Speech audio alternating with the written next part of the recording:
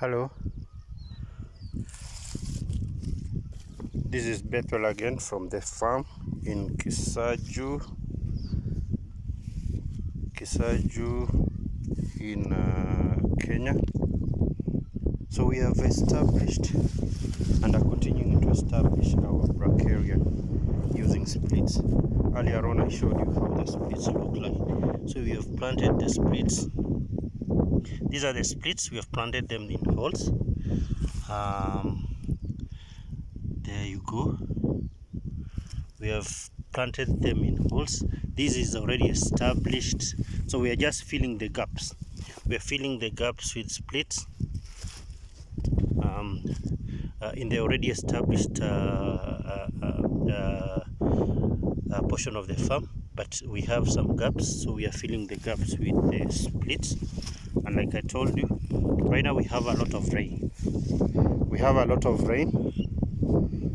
And I think we check on them again in the next 2 weeks to see how they are doing. But being that it's rainy right now, it should not be a problem. In the next 2 weeks we should see the sprouting. They should have started forming their own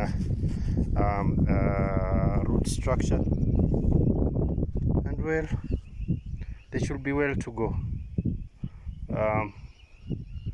So that by the time we give them around 2.5 months, 3 months, they should be ready to be cut with the already established plants and ready for baling. Like I told you, right now we are just doing planting and harvesting fodder. There are no animals on the farm.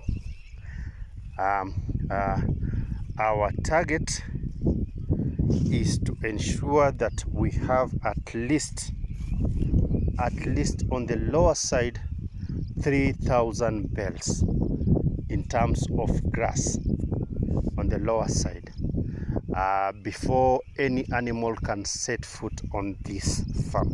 We need to have at least 3,000 bales of all types of grasses. Like right now we have, this is Brachiaria mulato. It's mixed with desmodium.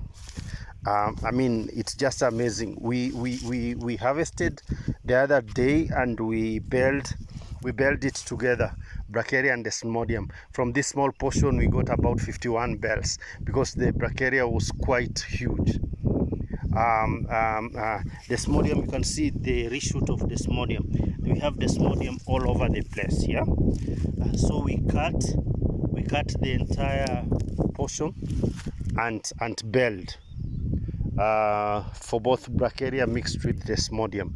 The other side across the drips we have bomber rods. Also the bomber rods is mixed with Brachiaria, because when we established the bomber rods, we established it during, I think, a dry, windy. It was quite dry and it was quite windy. So when we established it, I think the wind moved the seeds all over the place.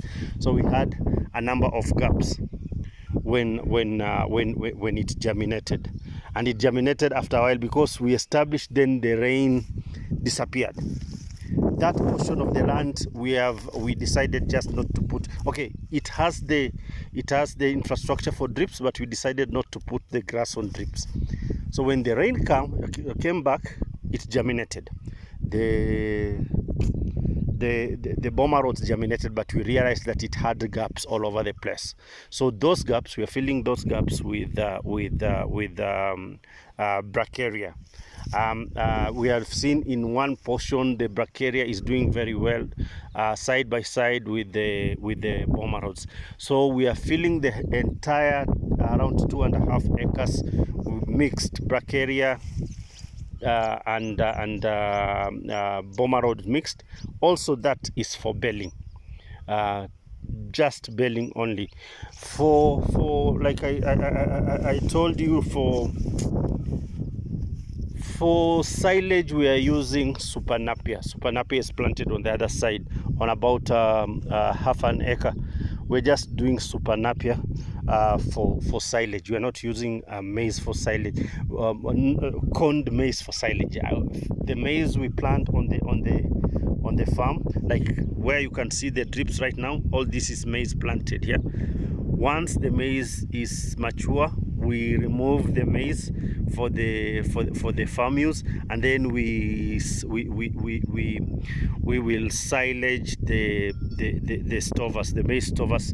We will so it will not be full corn maize. So we will do that for silage, but just using molasses and any other additive, but it will not be full corn.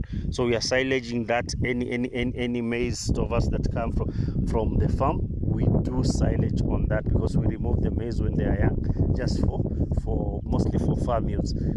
They use it in making their githeri or whatever at the farm. So this is our journey. Basically, our journey is to ensure we have enough fodder for the farm to be ready for the animals when the animals come. And even when the animals come, they should not lack any time. So we continually produce fodder to ensure that the animals are comfortable. Thank you.